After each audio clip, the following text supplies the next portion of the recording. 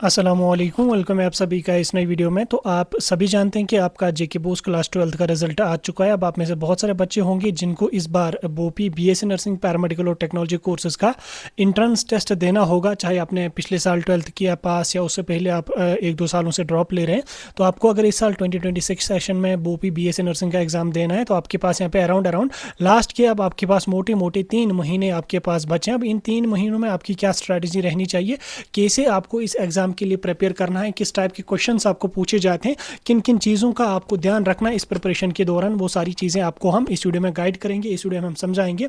आप सभी बच्चों के लिए ये वीडियो बहुत ही ज़्यादा इंपॉर्टेंट रहेगा। आप इस वीडियो को एंड तक देख लेना, चैनल को भी सब्सक्राइब कर देना, व्हाट्सएप और टेलीग्राम ग्रुप ज्वाइन कर लेना, लिंक आपको डिस्क्रिप्शन में मिल जाएगी। क्योंकि इस चैनल पर हम आपको जब वो जेके बोपी के रिलेटेड सभी एग्जाम्स के रिलेटेड गाइड करते रहेंगे। और उसके साथ साथ आप हमें इंस्टाग्राम पर भी फॉलो कर सकते हैं, उसकी भी आपको लिंक डिस्क्रिप्शन में मिल जाएगी, या आप डायरेक्टली वहाँ पर जाके सजाद स्पीक सर्च करके हमारे आईडी को वहाँ पे फॉलो कर सकते हैं। क्योंकि यहाँ पे आपको इंपॉर्टेंट क्वेश्चंस सारी चीज़ें टाइम टू टाइम हम आपको प्रोवाइड करते रहते हैं। तो पहले आप मुझे बता दो, आपने अगर रिसेंटली अपना 12th दिया तो 12th में आपकी कितने मार्क्स आ गए, मुझे कमेंट्स में ज़रूर बता देना। और आप ये वीडियो कहाँ से देख रहे हैं वो भी आप मुझे कमेंट्स में बता देना। अब देखो, जो आपका बोपी बीएससी नर्सिंग का जो पेपर रहेगा 2026 सेशन का, ठीक 26 सेशन की अगर मैं पेपर की बात करूँ तो ये लगभग आपका जो अप्रैल का लास्ट वीक है, ठीक जैसे लास्ट ईयर जब वो 27 अप्रैल को किया गया था कंडक्ट, इस साल भी आपका अप्रैल के लास्ट वीक में कंडक्ट किया जाएगा। क्योंकि उसके बाद अगर हम बात करें तो मई के पहले हफ्ते में जो आपका नीट का होता है, अराउंड 5 मई को आपका नीट का एग्जाम हो जाएगा। देन उसके बाद 13 मई से हमारे जो है वो सीयूईटी के एग्जाम्स यहाँ पे स्टार्ट हो रहे हैं। तो सीयूईटी के एग्जाम्स के दौरान आपका जो है वो बोपी का एग्जाम होना पॉसिबल नहीं है। तो इसलिए आपका जो एग्जाम होगा बीएससी नर्सिंग का वो आपको अप्रैल के लास्ट वीक में ही होगा। क्योंकि मई के पहले हफ्ते में आपका नीट का एग्जाम है, सेकंड वीक से आपके सीयूईटी के एग्जाम्स अराउंड 15 से 20 दिन तक यहाँ पे चलेंगे। तो उन दिनों में बीच में एग्जाम कंडक्ट करना पॉसिबल नहीं है, ठीक। तो अब अगर आपका एग्जाम यहाँ पे अप्रैल के लास्ट वीक में स्टार्ट हो रहा तो आपके पास कितने दिन यहाँ पे बचे। देखो, जनवरी में अभी आपके पास अराउंड 15 दिन का टाइम है। उसके बाद फेब, मार्च और अप्रैल अराउंड आपके पास अभी 3 मंथ के प्लस टाइम है। लगभग 100 डेज अभी भी आपके पास हैं। इन 100 डेज में आप अगर प्रिपेयर करेंगे तो आप इस एग्जाम को बड़ी आसानी से निकाल सकते हैं। उसके साथ साथ बहुत सारे बच्चे ऐसे भी होंगे जिन्होंने अभी तक कुछ पढ़ा नहीं होगा, जो अभी अपनी प्रिपरेशन को स्टार्ट कर रहे होंगे। तो वो सोच रहे हैं कि यार क्या पता, जैसे नीट का पेपर होता है शायद वैसा ही पेपर यहाँ पे भी हमें आ जाएगा, क्वेश्चन हमें यहाँ पे शायद टफ पूछे जाएंगे। तो आपको मैं बता दूं कि नीट का जो क्वेश्चन का लेवल होता है वो बहुत ज़्यादा हाई होता है एज कम्पेयर टू बोपी के। बोपी में आपको उतने हाई लेवल के क्वेश्चंस आपको बिल्कुल भी नहीं पूछे जाते हैं। मैं आपको लास्ट ईयर का पेपर भी दिखाने की कोशिश करूंगा, लास्ट ईयर का तो नहीं है, 2024 का पेपर है। मैं आपको ये वाला पेपर दिखाने की कोशिश करूंगा। आप इसको स्क्रीन पे यहाँ पे देख सकते हैं, पेपर की पीडीएफ वगैरह हमारी वेबसाइट पे अवेलेबल है। आप यहाँ पे इसमें देख लो किस टाइप के क्वेश्चन आपको पूछे जाते हैं। जैसे यहाँ पे आप देख सकते हैं इलेक्ट्रोमोटिव फोर्स यानी कि ईएमएफ डेवलप्ड बाय, आपके पास 4 ऑप्शन है, इनमें आपको बोलना। उसके साथ साथ अगर आप बाकी फिर बायो के पोर्शन को देखोगे तो बायो में तो और भी बहुत ज़्यादा ईजी यहाँ पे पूछे जाते हैं। न्यूमेरिकल, हालांकि फिजिक्स जो है मैक्सिमम न्यूमेरिकल पोर्शन है, फिजिक्स से सभी के सभी न्यूमेरिकल्स पूछे नहीं जाते। इसमें ज़्यादा पोर्शन आपका थ्योरेटिकल टाइप के क्वेश्चंस का पूछा जाता है, जिसे आप यहाँ पे देख भी सकते हैं। जैसे यहाँ पे what is the mass of hydrogen in terms of AMU, ठीक, आप यहाँ पे देख सकते हैं को क्या मास होता है उसका, वो आप यहाँ पे बता दीजिएगा। नेक्स्ट यहाँ पे आपका द बेसिक थ्योरम और principle use to obtain the mass energy relation, आपके पास 4 ऑप्शन है। यानी कि पूरा का पूरा आप यहाँ पे देख सकते हैं मैक्सिमम क्वेश्चंस आपको यहाँ पे थ्योरेटिकल पोर्शन से ही देखने को मिलेंगे। उसके बाद आप यहाँ पे बाकी क्वेश्चंस को भी यहाँ पे देख सकते हैं। आपके ऑलमोस्ट मैक्सिमम क्वेश्चन आपको थ्योरेटिकल पोर्शन से यहाँ पे फिजिक्स में पूछे जाते हैं। जैसे यहाँ पे देख सकते हैं आप, direction of electric field created by negative charge is, ठीक, थ्योरेटिकल क्वेश्चन है। उसके बाद जैसे ये न्यूमेरिकल क्वेश्चन यहाँ पे आपका है, ऑलमोस्ट मैक्सिमम जगहों पे आपको थ्योरेटिकल क्वेश्चन ही यहाँ पे देखने को मिलेंगे। जैसे यहाँ पे देख सकते हैं second law of thermodynamics gives the definition of entropy, enthalpy, pressure, internal energy. उसके बाद first law thermodynamics states the energy can not be created not be destroyed. तो इस तरीके की यहाँ पे आपको बेसिक क्वेश्चन पूछे जाते हैं। जैसे यहाँ पे आपका देखें क्वेश्चन 45 है यहाँ पे आपका, when voltage is applied across the cathode to anode then it is said to be dash base, ठीक, रिवर्स होगा, फॉरवर्ड होगा, बैक होगा या साइक्लिक होगा।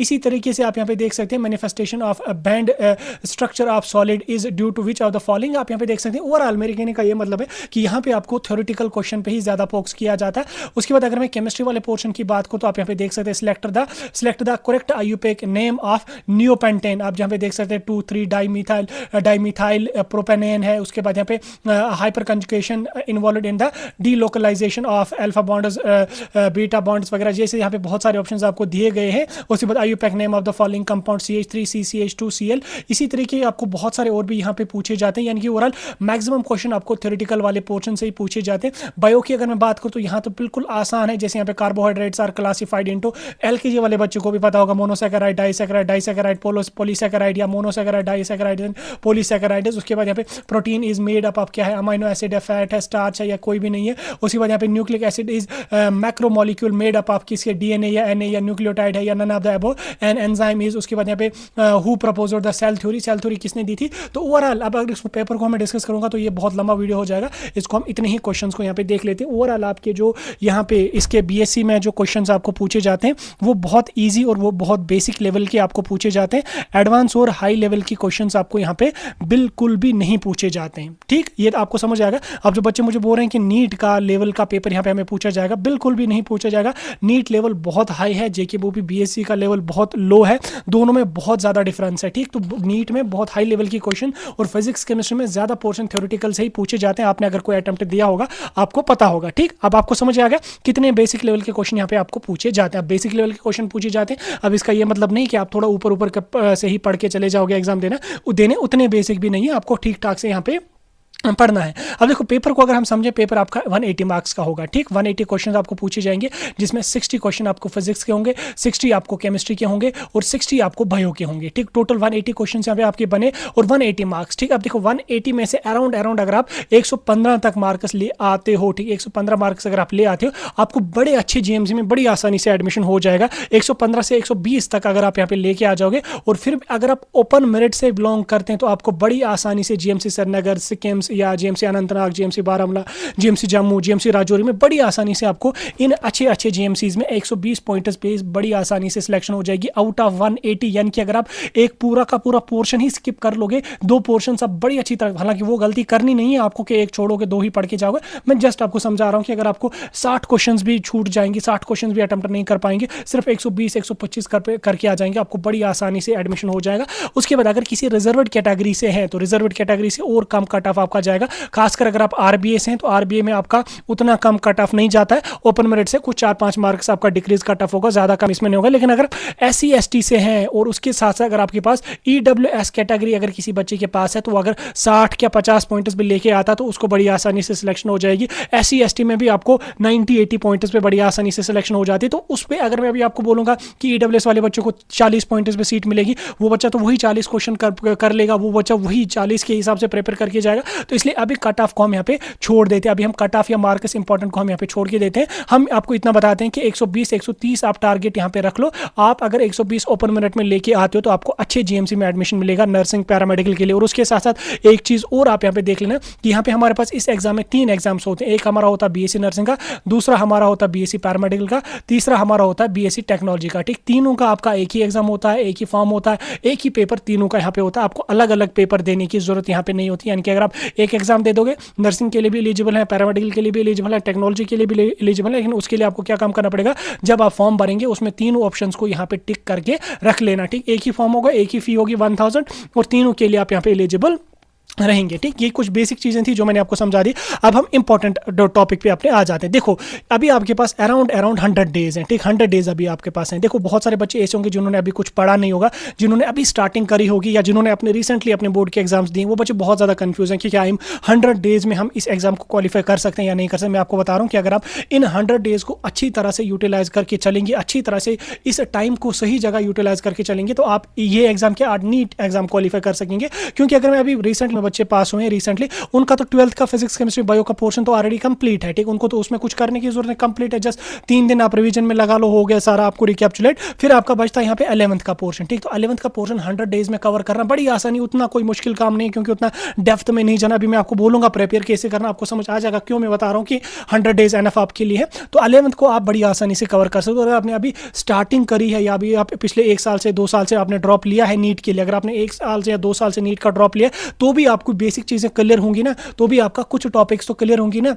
फिजिक्स केमिस्ट्री बायो से थोड़े थोड़े पोर्शंस तो क्लियर होंगे, तो भी आप इसको क्वालिफाई कर सकते हैं। और अगर आपने अभी कुछ भी नहीं पढ़ा, आपने 1-2 साल पढ़ाई अपनी छोड़ी है, अभी आप एज अ फ्रेश इसको एग्जाम को यहाँ पे प्रिपेयर कर रहे हैं, तो भी आप 100 डेज में जो है वो ज़्यादा अगर 130-140 भी नहीं ले आ सकते हो, लेकिन तो भी आप अच्छा स्कोर यहाँ पे इसमें ला सकते हो। अब आपको कैसे प्रिपेयर करना है, देखो प्रिपेयर करने के लिए आप एनसीईआरटी पढ़िए, ठीक। मैं आपको सजेस्ट ये करूंगा आप फिजिक्स को भी एनसीईआरटी पढ़िए, केमिस्ट्री को भी एनसीईआरटी पढ़िए और बायो को भी एनसीईआरटी यहाँ पे पढ़िए, ठीक। एनसीईआरटी के अकॉर्डिंग पढ़िए, क्योंकि मार्केट में मैं देख रहा हूँ वो 200-250 रुपए की एक वो एमसीक्यू बुक आती है, अक्सर बच्चे वही बुक लाते हैं, फिर पढ़ते हैं, फिर बोलते हैं कि यार एग्जाम तो टफ आया था, कैसे टफ आ जाएगा, जब आपने उस लेवल का पढ़ा ही नहीं। उसमें वो जीएनएम लेवल के क्वेश्चन होते हैं, वो बिल्कुल एलकेजी यूकेजी वाले क्वेश्चन होते हैं। उस 200-250 रुपए की वो बुक एक मार्केट में आती है, मुझे नाम बुक का एग्जैक्ट याद नहीं आता है, तो आप खरीदी होगी तो आपको पता होगा। तो उतने बेसिक लेवल के क्वेश्चंस आपको यहाँ पे नहीं पूछे जाते। देखो पहले आप थ्योरी पढ़ लो, थ्योरी पढ़ने के साथ साथ आप एमसीक्यूज की प्रैक्टिस कर लो। अब देखो एमसीक्यूज के लिए मुझे बहुत सारे बच्चे बोलते हैं कि हम एमसीक्यूज के लिए कौन सी बुक लाएं, क्या हम मार्केट से कोई बुक परचेज करें या कहीं पे। देखो अगर आप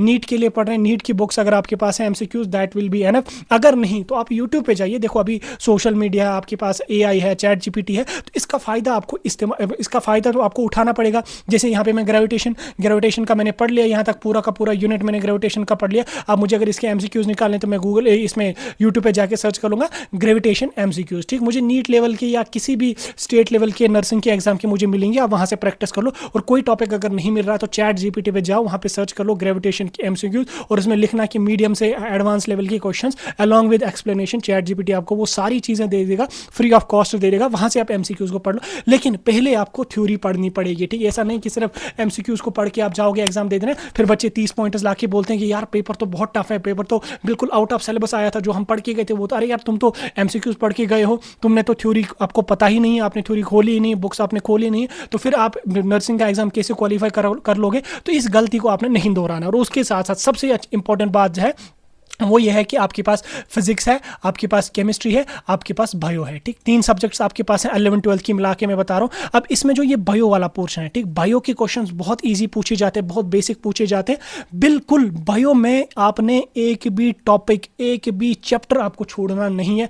बायो 11th की और 12th की आपको टिप ऑफ द टंग होनी चाहिए, क्योंकि बायो के जो 60 मार्क्स हैं ये आपके स्कोर को बहुत ज़्यादा बूस्ट दे देंगे, बहुत ज़्यादा बायो के मार्क्स आपको बूस्ट दे देंगे, क्योंकि यहाँ पे आपको उतनी ज़्यादा मेहनत नहीं करनी है, उतना ज़्यादा टाइम इसमें यूटिलाइज नहीं करना, बेसिक लेवल के क्वेश्चन पूछे जाते हैं। तो इसलिए बायो से कोई बच्चा ये नहीं कहना चाहिए कि बायो का मैंने 1 चैप्टर छोड़ा, 2 चैप्टर छोड़े, 3 चैप्टर छोड़े, यहां से कुछ भी नहीं छूटना चाहिए आपको, ठीक। एटलीस्ट यहाँ के 60 के 60 क्वेश्चन आपको आने चाहिए, 60 के 60 मार्क्स आपको यहां से आने चाहिए। उसके बाद हम चलते हैं केमिस्ट्री पे। केमिस्ट्री की अगर मैं बात करूं तो केमिस्ट्री में आपके पास 60 क्वेश्चन है। अब केमिस्ट्री में भी आप मैक्सिमम करने की कोशिश कर लो, ठीक, मैक्सिमम करने की कोशिश कर लो। जैसे 11th की केमिस्ट्री में कुछ टॉपिक्स डिफिकल्ट हैं थोड़ा सा, अगर आप उनको छोड़ भी सकते हो, 2-3 यूनिट्स अगर आप छोड़ोगे भी कोई मसला नहीं है, कोई मसला नहीं है, आप 2-3 यूनिट्स छोड़ सकते हो केमिस्ट्री में। लेकिन बायो में कोई यूनिट आपको छोड़ना नहीं है। केमिस्ट्री में 2-3 यूनिट्स, 4 यूनिट्स तक भी आप स्किप कर सकते हो अगर ज़्यादा डिफिकल्ट है, आपको समझ नहीं आ रहे हैं, आपको वो उनको पढ़ा भी फिर भी याद नहीं हो रहा, फिर भी समझ नहीं आ रहा, तो आप यू कैन स्किप 2 to 3, आप 10 से 15 मार्क्स उसमें स्किप कर सकते हो। तो एटलीस्ट आप केमिस्ट्री से 50 मार्क्स को प्रिपेयर कर लो, ठीक। 50 अगर नहीं तो 45 मार्क्स, 45 नहीं तो 40 मार्क्स तो भाई साहब केमिस्ट्री वाले पोर्शन से आपको बिल्कुल टिप ऑफ द टंग होनी चाहिए। इन 40 मार्क्स में से आपको 1 मार्क्स भी नहीं छूटना चाहिए। 40 मार्क्स आपको बिल्कुल टिप ऑफ द टंग यहाँ पे होने चाहिए। कितने बने, देखो अगर आपको बायो के बिल्कुल 60 के 60 क्वेश्चन बने, केमिस्ट्री से अगर आपको 60 में से सिर्फ 40 क्वेश्चन ही बने, 60 में से सिर्फ अगर आपकी 40 मार्क्स ही बने, कितना बन गया आपको, 2 सब्जेक्ट्स कितने आपको बन गया आपको 100 स्कोर यहाँ पे, ठीक, बन गया 100 स्कोर। अब अगर आप किसी रिजर्वेड कैटेगरी से हैं, आप SC ST से हैं, आपके पास EWS है, तो आप इस 100 स्कोर पे बड़ी आसानी से अच्छे GMC में एडमिशन ले सकते हैं, ठीक। अब आपके पास बचा यहाँ पे फिजिक्स का पोर्शन। अब फिजिक्स की अगर हम बात करें, फिजिक्स हमारे पास 2 टाइप्स की है, एक हमारे 2 टाइप्स की मतलब 2 सेक्शंस में उसको हम डिवाइड कर लेते हैं। एक हमारे पास है 11th की फिजिक्स, ठीक, 11th की फिजिक्स, दूसरा हमारे पास है यहाँ पे 12th की फिजिक्स। अब 11th की फिजिक्स जो है और 12th की फिजिक्स जो है, दोनों में बहुत ज़्यादा डिफरेंस है। 11th की फिजिक्स बहुत ज़्यादा टफ है। 11th की फिजिक्स में न्यूमेरिकल टाइप क्वेश्चन ही पूछे जाते हैं, मैक्सिमम न्यूमेरिकल टाइप क्वेश्चन पूछे जाते हैं। 12th की फिजिक्स की अगर मैं बात करूं तो ऑलमोस्ट मैक्सिमम थ्योरेटिकल वाले पोर्शन से ही क्वेश्चन पूछे जाते हैं, थ्योरी ही मैक्सिमम है 12th की फिजिक्स में। तो आपको क्या काम कर लेना, पहले नंबर पे 12th की फिजिक्स को पूरा कवर कर लो, ठीक। थ्योरी है, आसान है, पढ़ा होगा आपने, 12th की फिजिक्स को पूरा का पूरा कवर करने की कोशिश कर लो। 60 मार्क्स हैं। अगर 30 मार्क्स यहाँ से आपको आते हैं 12th की फिजिक्स से, तो 30 में से अराउंड आपको 20 मार्क्स तो फंसने चाहिए। 20 नहीं तो 25 मार्क्स तो पहले फंसने चाहिए। 25 अगर आपको नहीं फंसे तो 20 तो फंसने चाहिए आपको, ठीक। अगर आपको 12th की फिजिक्स को है पूरी की पूरी कवर हो जाती है। 11th की फिजिक्स की अगर मैं बात करूँ, इधर से अगर आप 2-3 क्वेश्चन ही कवर कर लोगे, 4-5 क्वेश्चन भी अगर यहाँ पे आपको फंस दें, ऑप्टिक्स वगैरह ही अगर आप यहाँ पे करके जाओगे तो 4-5 क्वेश्चन बड़ी आसानी से आपको 11th की फिजिक्स में फंस जाएंगे।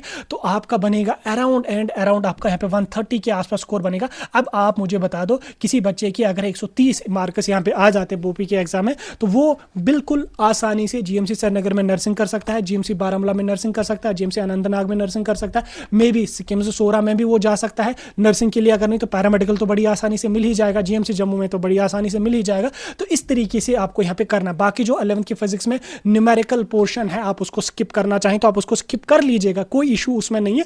जो ज़्यादा चीज़ें टफ हैं उनको स्किप करना, लेकिन जो बायो का पोर्शन है, बायो के पोर्शन को स्किप नहीं करना। बायो का 60 के 60 मार्क जो है बहुत आसान है। पिछले साल के पेपर्स उठा के देख लो हमारी वेबसाइट पे, हम दोबारा उसको अपडेट करवा लेंगे। आपको मैं टेलीग्राम और व्हाट्सएप ग्रुप में वो लिंक फॉरवर्ड करूंगा। आप पिछले 6 साल के पेपर्स वहाँ पे डाउनलोड कर लेना। मुझे थोड़ा सा टाइम दे दो, 1 दिन का टाइम दे दो, मैं अपलोड करूंगा। आप टेलीग्राम व्हाट्सएप ग्रुप में आपको मिलता रहेगा, ठीक, सारा मटेरियल मिलता रहेगा।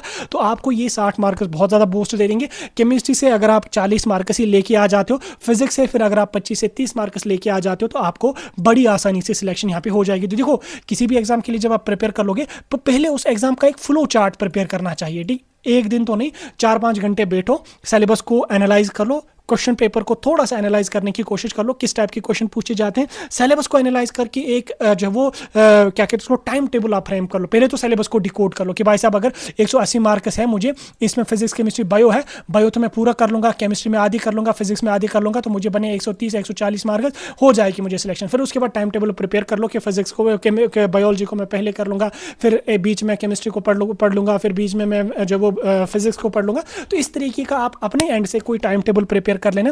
टाइम टेबल जिस हिसाब से आप बनाना चाहो आप उस हिसाब से बना सकते हो। इसमें फिर ये है कि कुछ बच्चे बोलते हैं कि सुबह जल्दी उठ के पढ़ना चाहिए, शाम को जल्दी सोना चाहिए, तो ये आपको अपने तक है। देखो, कोई बच्चा ऐसा होता है जो सुबह जल्दी उठ सकता है, ठीक, वो सुबह जल्दी उठ सकता है और सुबह वो ज़्यादा चीज़ें पढ़ सकता है। कोई बच्चा ऐसा होता है जो सुबह उठ ही नहीं सकता, वो शाम को 12-1-2 बजे तक पढ़ सकता है, रात के 1 या 2 बजे तक पढ़ सकता है। तो वो आपको अपनी मर्जी है, उसमें कोई ज़बरदस्ती नहीं है, उसमें कोई इशू नहीं है। आप सुबह जल्दी उठ सकते हो तो आप उठो सुबह जल्दी अगर आप ना उठ सकते हो तो रात में फिर आप 12-1-2 बजे तक पढ़ लो। अब कोई बच्चा ऐसा बोलेगा नहीं मैं सुबह 9 बजे उठूंगा, शाम को मैं 10 बजे सो जाऊंगा, तो ये गलती भी आपको नहीं करनी है। 14-15 घंटे तो आपको पढ़ना ही पढ़ना पड़ेगा। देखो, अभी आपके पास कोई काम है नहीं, बोर्ड एग्जाम हो गए खत्म, रिजल्ट आपका आ गया, सारी चीज़ें खत्म होगी, सेलिब्रेट आपने अपना रिजल्ट करा, तो अब आपके पास एक ही काम है कि एग्जाम के लिए प्रिपेयर करना और एग्जाम के लिए दिन दोगुनी रात चौगुनी मेहनत करना। 100 डेज आपके लिए एनफ है, 100 डेज एनफ है, आपको अच्छी तरह से पढ़ लो। देखो, ये जो 100 डेज हैं ये बहुत ज़्यादा क्रूशल हैं। आप अगर इन 100 डेज को सही तरीके से सही जगह इस्तेमाल कर लोगे, सही जगह यूटिलाइज कर लोगे, कल को जब आप एग्जाम देने बैठ जाओगे आपको वहाँ पर अच्छा स्कोर आ जाएगा। जब आपका रिजल्ट आ जाएगा, आपका स्कोर अच्छा होगा, आपके पेरेंट्स भी खुश होंगे, आपके फैमिली मेम्बर्स भी खुश होंगे, हम भी खुश होंगे कि यार हमने इन बच्चों को गाइड करा। और हमसे ज़्यादा खुशी तो आपको होगी, आपके पेरेंट्स को होगी और हमें भी खुशी होगी। फिर जब कल को आपको इंशाल्लाह किसी अच्छे जीएमसी कॉलेज में एडमिशन हो जाएगा, अच्छे मेडिकल कॉलेज में एडमिशन होगा, एक तो वहाँ पे आपकी फ़ी बहुत कम होगी, बहुत कम, 5,000-6,000 आपको फ़ी होगी। अब फ़ी अगर कम होगी तो पेरेंट्स पे भी बर्डन नहीं पड़ेगा फ़ी का। अब अगर आप अभी इन डेज़ को या इन 2-3-4 महीनों को फालतू चीज़ों में इस्तेमाल कर लोगे, गलत कामों में इस्तेमाल कर लोगे, ये वो लड़की वगैरह ऐसे वैसे सिगरेट फ़ोन ये चीज़ें इनमें आप इस्तेमाल कर लोगे, या लड़की कोई होगी उसका कोई मेल फ्रेंड होगा, लड़का होगा उसकी कोई मेल बेस्ट फ्रेंड होगी, समझने वाले समझ गया, मैं ज़्यादा उसको डिकोड नहीं करूँगा क्योंकि बहुत सारे पेरेंट्स भी हमारे वीडियोस देख रहे हैं। तो उस चीज़ को आप यहाँ पे फिलहाल के लिए कोशिश कर लो कि ख़त्म करने की। देखो, ये चीज़ें सही नहीं होती। अभी जो टाइम है ना, ये आपकी लाइफ बनाने का टाइम है। अभी अगर आप अभी इस स्टेज में अगर आप जो है वो फालतू कामों में पढ़ोगे, गलत कामों में पढ़ोगे, जो चीज़ें हमारे मज़हब में भी नहीं है, अगर कोई हिंदू भाई या बहन अगर कोई इस वीडियो को देख रहा है तो उनको भी पता है उनके मज़हब में भी ये चीज़ें अलाउ नहीं है, सिगरेट पीना, बाकी चीज़ें करना, लोंडीबाजी करना या बाकी गलत काम करना, ये किसी मजहब में अलाउ नहीं है। क्यों नहीं है अलाउ? क्योंकि इनका आपकी पर्सनल लाइफ पे बहुत ज़्यादा इंपैक्ट है, बहुत ज़्यादा आपकी पर्सनल लाइफ डिस्टर्ब होती है, आपकी फिजिकल लाइफ डिस्टर्ब होती है, आपकी मेंटल लाइफ डिस्टर्ब होती है। तो कोई भी मजहब इन चीज़ों को अलाउ नहीं करता। अगर इसका कोई बेनिफिट होता तो आपको लगता कि इस्लाम ने इस चीज़ को हराम करार दिया होता या बाकी किसी मजहब ने इस चीज़ को हराम करार दिया होता। आप हर किसी मजहब में ये चीज़ें बिल्कुल बैन है, ठीक। तो इसलिए ये जो टाइम है आपके पास अराउंड ये जो 20 साल से लेके आपकी 27-28 साल तक होती है, होती है। ये 7-8 साल जो है ये बहुत ज़्यादा क्रूशल होते हैं और इन्हीं में आपकी जो भी आपको लाइफ बनानी होती है वो आपको इन्हीं सालों में बन जाती है। और खासकर जब आप 12th को पास करके जाते हो, जब आपका 12th में स्कोर अच्छा होगा, क्योंकि इस साल तो आपको वो ताहरी बोर्ड वालों ने दे दी, जो बच्चा 250 मार्क्स लाता था उसको 15% वहाँ से ऐड करके 450 मार्क्स स्कूल वालों ने प्रैक्टिकल के 130 मार्क्स दिए हर किसी बच्चे के 450, 450, 480। अब आप उसको देखिए, ये नहीं सोचना कि मुझे 450 मार्क्स आ गए, 460 मार्क्स आ गए, मैं कोई 30 मार्क खान हूँ, नहीं हो आप 30 मार्क खान। आप इसमें 15% जो रिलैक्सेशन के मार्क्स दिए गए आप उसको घटाओ, उसके बाद फिर जो आपके प्रैक्टिकल के बराबर मार्क्स दिए उसमें फिर आप हर सब्जेक्ट में 5-5, 7-7 मार्क्स कट कर लो, फिर आप देख लो आप उसी 250 तो नहीं, 300, 350 वाली रेंज के स्टूडेंट में यहाँ पे फॉल कर रहे हो। ठीक, तो सेलिब्रेट करना सही है, आपको अच्छे मार्क्स मिले, अच्छी बात है, लेकिन फिर उसको ऐसा नहीं करना है कि फिर आप जो वो उसी खुशी में रहोगे, 2 महीने 3 महीने उसी खुशी में ले लोगे, फालतू कामों में पड़ोगे, फालतू चीज़ों में पड़ोगे। तो ये गलती आपको नहीं करनी है, क्योंकि ये 100 डेज बहुत ज़्यादा क्रूशल है। अगर आप मेरी बात मान के चलते हैं, मेरी बात को समझते हैं, आप फिर देख लेना, जब आप एग्जाम दे दोगे, जब आपका रिजल्ट आ जाएगा, फिर जब आप किसी अच्छे जीएमसी में एडमिशन कर लोगे, फिर जब आपको वहाँ पे क्लासेस लगेंगी, अच्छी जीएमसी में क्लासेस लगेंगी, फिर जब आपको हॉस्पिटल ड्यूटी जाना पड़ेगा, पेशेंट्स के साथ इंटरेक्ट होना पड़ेगा, किसी अच्छे कॉलेज में जाओगे तो बहुत सारे पेशेंट्स होंगे, आपको बहुत सारा कुछ प्रैक्टिकल सीखने को मिलेगा, पेशेंट्स के साथ आप इंटरेक्ट हो जाएंगे, तो फिर आप देख लेना मज़ा कितना आता है। ठीक, कितना मज़ा आता है वाइट एप्रन पहन के जब आप होंगे वहाँ पे, आपके फिर रिलेटिव्स वगैरह आ जाएंगे, बाकी कोई होगा, अल्लाह ना करे किसी का रिलेटिव एडमिट हो, मैं जस्ट समझाने के लिए बता रहा हूँ, तो वो बहुत ज़्यादा अच्छा फील होता है उस टाइम इंसान को, और आपके पेरेंट्स को भी प्राउड होगा, इसलिए इस टाइम को फालतू चीज़ों में इस्तेमाल मत कर लो, गलत कामों में मत कर लो, फ़ोन चलाने में, फालतू रील्स देखने में, बाकी चीज़ें। ठीक है, फ़ोन चलाना भी सही है, लेकिन टाइम रख लो उसके लिए। ठीक, इंस्टाग्राम है आपका, दूसरा वो बिल्ली वाला फोटो जिसपे बनता क्या कि उसको, हाँ स्नैपचैट शायद, हाँ स्नैपचैट उसको कहते हैं, या बाकी चीज़ें हैं, आप उनको टाइमर लगा लो। ठीक, आप यूट्यूब पे देख लेना टाइमर कैसे लगाते हैं, मैंने भी अपने इंस्टा वगैरह को टाइमर रखा होता है, 15 मिनट या 20 मिनट में इंस्टाग्राम के लिए रखता हूँ,